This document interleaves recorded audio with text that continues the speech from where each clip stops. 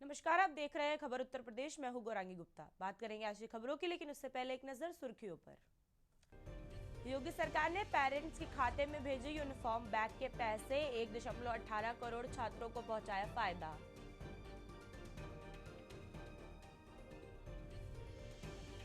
UP में मानव संपदा portal पर सेवा पुस्तिका ऑनलाइन करना अनिवार्य। प्रमुख सचिव नियुक्ति एवं कार्मिकों को भेजा दिशा निर्देश। भाजपा में पीडीए स्थान तो पा सकता है, सम्मान नहीं। बीजेपी विधायक जयदेवी मामले को लेकर के अखिलेश ने साधा निशाना। यूपी में पुलिस विभाग में बड़ा प्रशासनिक फेरबदल। गोंडा, सुल्तानपुर सहित 7 जिलों में बदले गए कप्तान। लखनऊ डबल मर्डर केस में नया खुलासा। हत्या के 2 दिन पहले मानस ने दिव्या का पीछा कर गाड़ी रोकने की थी कोशिश। दिव्या ने करीबियों से बताया जान का खतरा। यूपी में दिखेगा मौसम का रौद्र रूप। 70 किलोमीटर की रफ्तार से चलेंगी हवाएं। 13 जिलों में आईएमडी का अलर्ट। आप देख रहे हैं के न्यूज, खबरों का सारथी। उत्तर प्रदेश कांग्रेस प्रभारी राजेंद्र पाल गौतम ने राम मंदिर में चढ़ावे और जमीन खरीदी से जुड़े मामलों को लेकर के गंभीर सवाल उठाए हैं। उन्होंने एसआईटी की जांच रिपोर्ट पर सवाल करते हुए निष्पक्ष जांच की मांग की है। यूथ कांग्रेस नेता शरद शुक्ला ने भी कथित दस्तावेजों को दिखाकर के मंदिर ट्रस्ट से जुड़े लोगों पर आरोप लगाए हैं। कांग्रेस के प्रदेश अध्यक्ष अजय राय ने कार्रवाई की मांग करते हुए कहा है कि पार्टी 1 सप्ताह के भीतर गांव-गांव जाकर इस मुद्दे को उठाएगी। आज कई सारे जिम्मेदार लोग पार्टी को ज्वाइन कर रहे हैं, उनको ज्वाइन भी कराएंगे, उनका भी स्वागत करेंगे पार्टी में। आज हमारे 6 के 6 नवनियुक्त एआईसीसी सेक्रेटरीज आए हैं पहली बार उत्तर प्रदेश। उनका भी इंट्रोडक्शन आप लोगों से कराना है और साथ ही साथ अयोध्या स्थित राम मंदिर में जो चढ़ावा चोरी हुआ, चढ़ावा चोरी होने से पहले जो पहले 1400 करोड़ पैसा इकट्ठा हुआ, उसके बारे में विश्व हिंदू परिषद ने कई बार कहा कि उस पैसे का पता नहीं है। राय को क्लीन चिट मिल गई है, तो एक बात आप इस पर समझ लीजिए, ये दोषी थे, दोषी हैं और दोषी रहेंगे। इन्हें कोई ताकत बचा नहीं पाएगी। उसका पहला प्रमाण ये है, जब चोरी हुई तो चोरी के बाद पहले चंपत राय ने कहा कि कोई चोरी नहीं हुई है, कुछ भी उल्लेखनीय प्राप्त नहीं हुआ है। उन्होंने कहा कि ट्रस्ट के अंदर ऑडिट चल रही है, जबकि वहां पर इस देश के करोड़ों राम भक्तों के धन की चोरी हो रही थी। और उन्होंने 12/6/26 मतलब चोरी होने कई दिनों बाद जब कोई कार्रवाई, इनको तुरंत शिकायत दिखानी चाहिए थी। शिकायत करने के अलावा इन्होंने एसआईटी की मांग करी। चेयरमैन और सभी हमारे साथी और हमारे जिन्होंने अभी बहुत विस्तार से आपको बताया, हमारे शुक्ला जी जो हमारे यूथ के उपाध्यक्ष हैं, सभी पत्रकार साथियों, भाइयों और बहनों, देखिए ये जब एसआईटी का गठन हुआ था तभी मैंने कहा था कि एसआईटी पूरी तरीके से गलत है। आप सबके सामने मैंने कहा था, क्योंकि जो व्यक्ति चेयरमैन बना है विजय विश्वास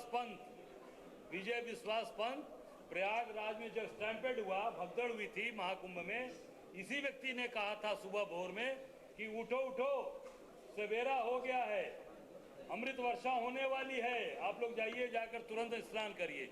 उसके बाद भगदड़ हुई, सैकड़ों लोग मरे। खबर कानपुर से है, जहां कानपुर देहात में भाजपा सांसद देवेंद्र सिंह भोले की तिरंगा यात्रा के दौरान एक दिलचस्प वाकया सामने आया है। यात्रा के दौरान कुछ उत्साहित समर्थक सांसद की खुली थार गाड़ी के बोनट पर चढ़ गए। समर्थकों ने बोनट के नीचे उतरने के लिए सांसद को हाथ जोड़कर उनसे गाड़ी के नीचे उतरने की अपील करने की मजबूर कर दिया। वही सांसद के मजाकिया अंदाज में कहा, गाड़ी टूट जाएगी बेटा, मेरे पास पैसे नहीं है। सांसद की ये अपील सुनकर समर्थक गाड़ी से नीचे उतर गए। इस पूरे घटनाक्रम का वीडियो सोशल मीडिया पर वायरल हो रहा है। वीडियो में सांसद समर्थकों से गाड़ी पर न चढ़ने की अपील करते हुए नजर आ रहे हैं। इस वाकये में तिरंगा यात्रा में शामिल ज्यादातर लोगों का ध्यान अपनी ओर खींच लिया है। अब लोग वायरल वीडियो का आनंद लेते हुए चुटकियां ले रहे हैं।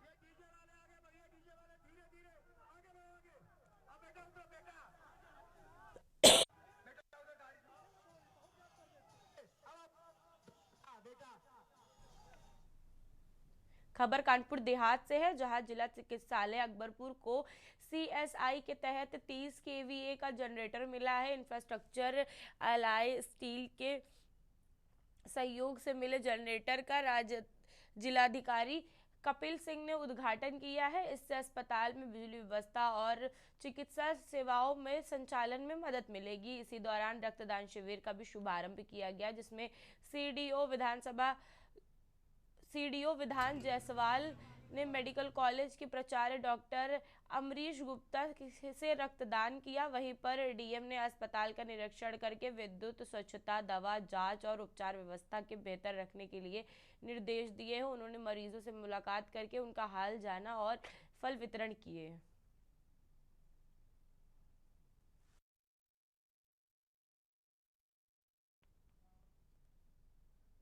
खबर सीतापुर जिले से है, जहां सरकारी और नजूल संपत्तियों पर अवैध कब्जे या बिना नवीनीकरण के चल रहे मामलों पर प्रशासन ने सख्ती का रुख अपनाना शुरू कर दिया है।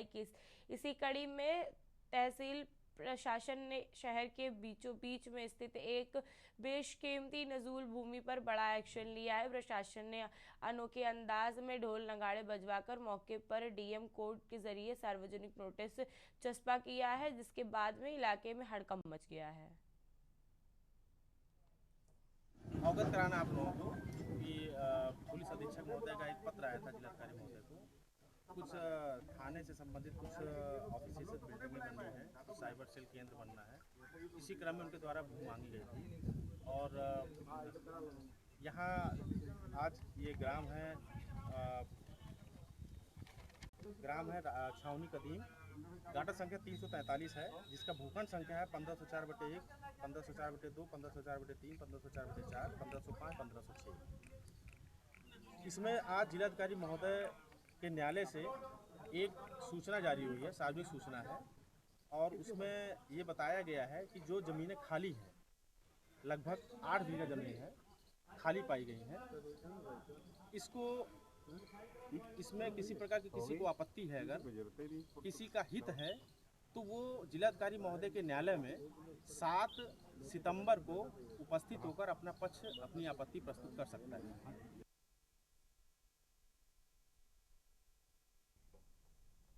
खबर कन्नौज से है, जहां छात्रवृत्ति न मिलने से आंदोलित इंजीनियरिंग कॉलेज में छात्र छात्राओं ने एसडीएम त्रिपुरा वैशाली के आश्वासन के बाद भी प्रदर्शन समाप्त नहीं किया है। एसडीएम ने मंत्री असीम अरोड़ा की ओर से चिट्ठी भेजी थी, जिसे छात्रों को दिखा करके उन्हें शांत कराया था। उन्होंने बताया है कि तकनीकी खामी के चलते निजी छात्रों को छात्रवृत्ति नहीं मिल पा रही है, वही दोबारा आवेदन कर सकते हैं जो छात्रों को छात्रवृत्ति अभी तक नहीं मिली है। एसडीएम के मुताबिक 27 सितंबर को से 2 अक्टूबर के बीच में पात्र छात्रों के खाते में छात्रवृत्ति भेजे जाने की प्रक्रिया प्रस्तावित है।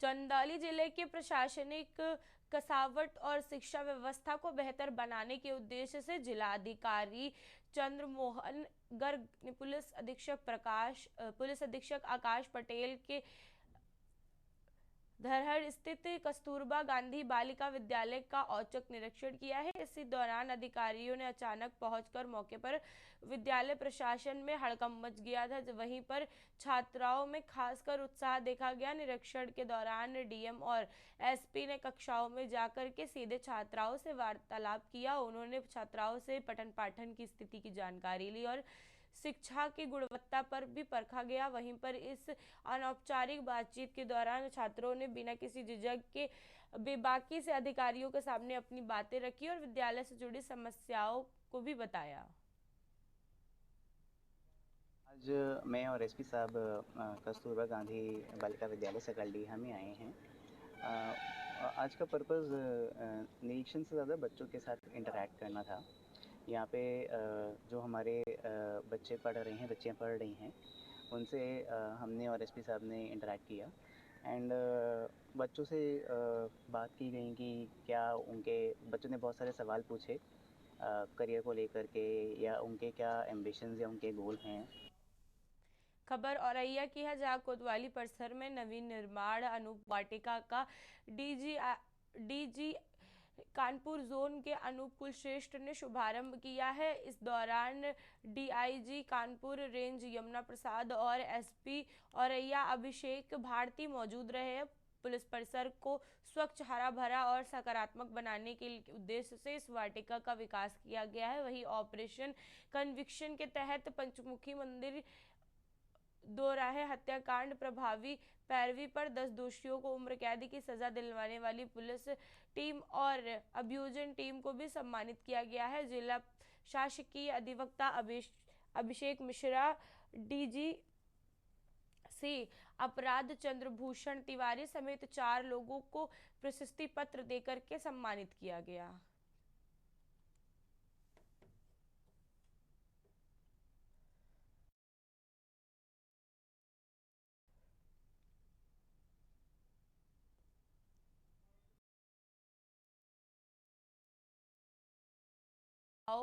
पपसरा खदर में गंगा का जलस्तर बढ़ने से बीच में रात करीब 11 बजे गांव के चारों ओर बना मिट्टी का बांध टूट गया है। बांध टूटने से पानी गांव की ओर रिसने लगा, जिससे ग्रामीणों में हड़कंप मच गया है। ग्रामीणों ने देर रात ट्रैक्टर ट्रॉली से मिट्टी मंगा करके क्षतिग्रस्त हिस्से पर पाटना शुरू कर दिया। सीमेंट के कट्टों द्वारा प्लास्टिक की बोरियों से भर करके उसे बांध को मजबूत किया गया। वही कड़ी मशक्कत के बाद कटान पर काबू पाया गया। अधिकारियों के मुताबिक क्षतिग्रस्त हिस्से को मिट्टी डाल करके मजबूत कर दिया गया है। फिलहाल गांव बड़े खतरे से बाहर है, लेकिन गंगा का जलस्तर बढ़ने से ग्रामीणों की चिंता लगातार बनी हुई है।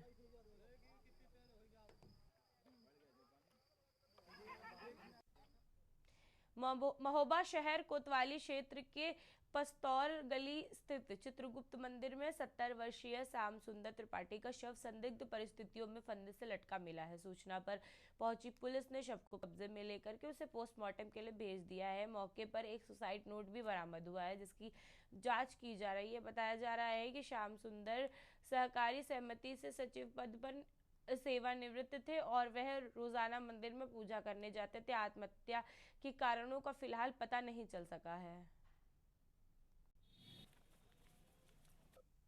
अवगत कराना है कि श्याम सुंदर त्रिपाठी पुत्र सियाराम त्रिपाठी, जिनकी उम्र 75 वर्ष बताई जा रही है, ये कोतवाली नगर क्षेत्र के रहने वाले हैं। इन्होंने एक मंदिर में लगे रेलिंग से लुंगी से फांसी लगा कर आत्महत्या कर लिया इनके द्वारा। ये भी पता चला है कि कुछ सुसाइड नोट भी इनके पास प्राप्त हुआ है। इसमें समस्त पहलुओं की जाँच की जा रही है। आगे निवासर आश्वासन कराई जाएगी। क्या नाम है? मेरा नाम विमल चंद्र त्रिपाठी। ये मेरे बड़े भाई हैं, बड़े पापा के लड़के हैं, श्री श्याम सुंदर त्रिपाठी। ये घर से 12 बजे निकल आए और मंदिर में आए, अपनी पूजा पाठ करते रहे हैं। और जो गमछा पहने हुए थे, उसी गमछे से और मंदिर के जंगले में इन्हें फांसी लगा ली है। फांसी का कारण अभी तक पता नहीं चला है। यहाँ वो कम से कम 20-25 साल हो गए यहाँ रह रहे।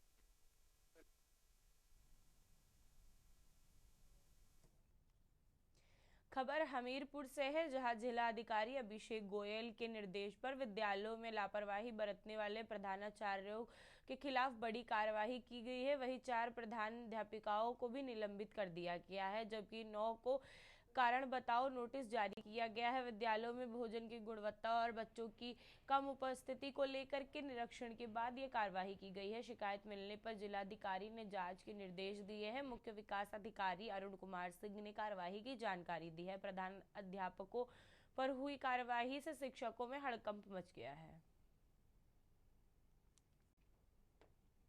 जनपद हमीरपुर में में पिछले कुछ दिनों से मीडिया के माध्यम से इस तरह की खबरें आ रही थी कि प्राइमरी स्कूलों में और आंगनबाड़ी केंद्रों में उपस्थिति कम हो रही है, अध्यापकों की भी, आंगनबाड़ी कार्यकर्तियों की भी, जिसके कारण से बच्चों की भी उपस्थिति कम पाई जा रही थी, जिसको देखते हुए जिलाधिकारी महोदय के स्तर से निर्देश दिए गए कि सभी अधिकारी सघन अभियान चला करके विद्यालयों का और आंगनबाड़ी केंद्रों का निरीक्षण करें। खबर हमीरपुर जिले से है, जहां बेसिक शिक्षा विभाग से एक बेहद चौंकाने वाला मामला सामने आया है, जहां शिक्षकों के आर्थिक शोषण का आरोप लगाते हुए इस मामले में हड़कंप मच गया है। वित्त एवं लेखाधिकारी कार्यालय में तैनात एक लेखाकार पर शिक्षिकाओं ने पेंशन निर्धारित और एरिया भुगतान के बदले में अवैध रूप से धन मांगने और वसूली करने के गंभीर आरोप लगाए हैं। मामले में आक्रोशित उत्तर प्रदेश के प्राथमिक शिक्षा संघ के मोर्चा खोलते हुए बीएसए को पुख्ता संज्ञान और ज्ञापन सौंप करके कड़ी कार्रवाई की भी मांग की गई है।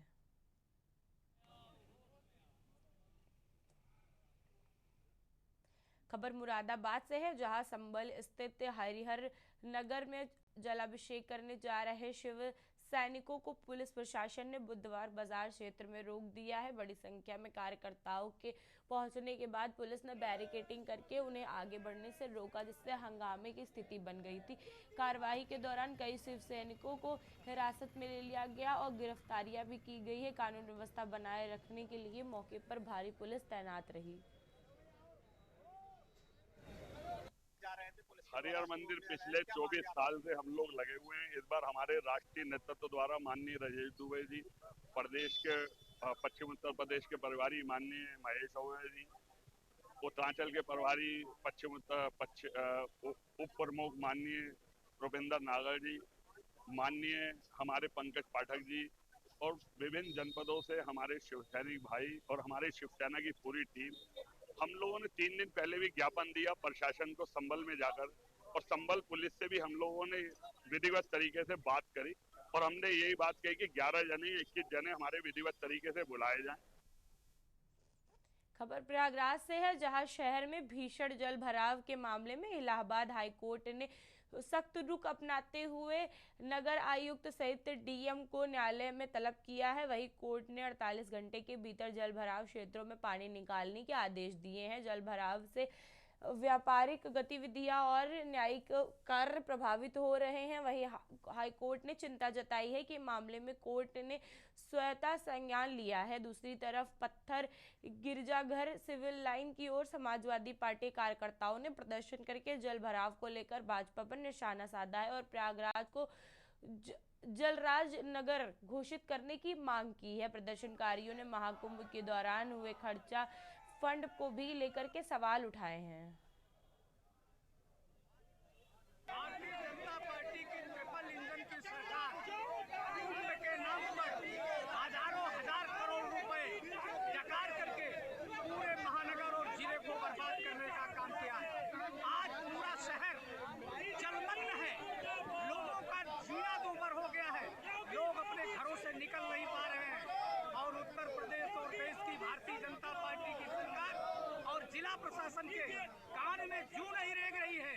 लोग अपने घरों में दुबके हुए हैं, सांप काट रहे हैं, बिच्छू काट रहे हैं, बिस्फोफड़ा जैसे जहरीले जानवर लोगों का शिकार कर रहे हैं। प्रयागराज में भीषण जलभराव के मामले में आज हाईकोर्ट ने अहम सुनवाई होने जारी रखा है। वही जल भराव को लेकर के स्वतः संज्ञान लेने के बाद हाईकोर्ट ने जिला प्रशासन को 48 घंटे के भीतर जल निकासी के आदेश दिए हैं। अब इसी निर्देश में अनुपालन की रिपोर्ट को लेकर के प्रयागराज के जिलाधिकारी और नगर आयुक्त आज अदालत में पेश होंगे। हाईकोर्ट ने शहर में जल भराव के कारण आम लोगों को हो रही परेशानियों पर गंभीरता दिखाई है। वही जल भराव की वजह से जहां लोगों का जनजीवन अस्त व्यस्त हो गया है, वही व्यापारिक गतिविधियां पर भी बहुत गहरा असर पड़ रहा है। इतना ही नहीं, पानी भरने के कारण न्यायिक कार्य में भी बहुत गंभीर रूप से प्रभावितता देखने को मिल रही है। ऐसे में आज अधिकारियों को हाईकोर्ट के आदेश पर हुई सुनवाई और जल निकासी की स्थिति को लेकर के जवाब मांगा जाएगा। सवाल यही है कि 48 घंटों में मोहलत के बावजूद प्रयागराज को जलभराव में कितनी राहत मिली है और प्रशासन ने पानी निकालने के लिए क्या ठोस इंतजामात किए हैं।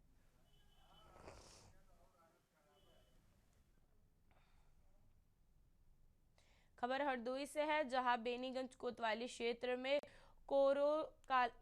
कला गांव में नीम के पेड़ की दो शाखाओं के बीच में सफेद रंग की आकृति दिखाई देने का मामला सामने आ रहा है, विषय बन चुका है और ग्रामीणों में देवी के स्वरूप जैसा मान करके भगवान का चमत्कार बताया जा रहा है। कुछ लोग इसे मां दुर्गा का तो कुछ लोग इसे मां काली का स्वरूप मान रहे हैं। जानकारी फैलते ही मौके पर ग्रामीणों की भीड़ जुटने लगी और लोगों ने नीम के पेड़ की पूजा अर्चना करके परिक्रमा करना शुरू कर दिया। ग्रामीणों के मुताबिक सोमवार को आकृति का सिर्फ चेहरा काफी छोटा दिखाई दे रहा था, जबकि बुधवार को इसका आकार बड़ा नजर आ रहा है। इसके बाद आसपास के क्षेत्रों में भी इसकी चर्चा बहुत तेजी से फैल गई है। हालांकि आकृति की वास्तविक पहचान को लेकर के अभी कोई आधिकारिक पुष्टि नहीं हुई है। देखिए, हमारा अचानक आगमन इसी रोड से हो रहा था, तो इसी गांव के निवासी भाई सुनील कुमार सिंह जी, इनकी माता जी ने हमको आवाज़ देके बुलाया और कई लोग इनके साथ में थे। उन्होंने कहा, पंडित जी आप कहाँ जा रहे हैं, थोड़ा इधर होके जाइएगा। तो जब हम आए तो देखा कि इन्होंने कहा कि ये जो नीम का पेड़ है, यहाँ देखिए हम सभी लोगों ने नाग पंचमी के दिन एक मूर्ति के दर्शन किए हैं, तो हम उस मूर्ति को पंडित जी आपको भी दिखाना चाहती हूँ। तो हमने कहा चलो देखते हैं कहाँ है। परसों को थोड़ा निकला, जिससे इतना सा निकलता है। कल मैंने देखा इतना हुआ, तो कल हल्की हल्की मूर्त दिखा रही थी। आज मैंने देखा सुबह तो थोड़ा और ज़्यादा हो गई। इतने खन दोपहर में सबसे ज़्यादा इसकी मूर्त चमकने लगी देख कर। क्या नाम है तुम्हारा? छोटू। कौन सा गांव है? कोरोकला। तो सबसे पहले आपने देखा? सबसे पहले जी। फिर आपने किसको सूचना दी? मैंने फिर एक घर वाले को दिया, खबर दिया, इनके मम्मी को दिया, सुनील को बताया, अजय पाल मास्टर को बताया। उत्तर प्रदेश की खबरों में मेरे साथ इतना ही। आप देखते रहिए के न्यूज़ इंडिया। नमस्कार। गोल्डी मसाले लाए हैं फ्रेश लॉक टेक्नोलॉजी, जो रखे मसालों को हर समय फ्रेश। गोल्डी मसाले।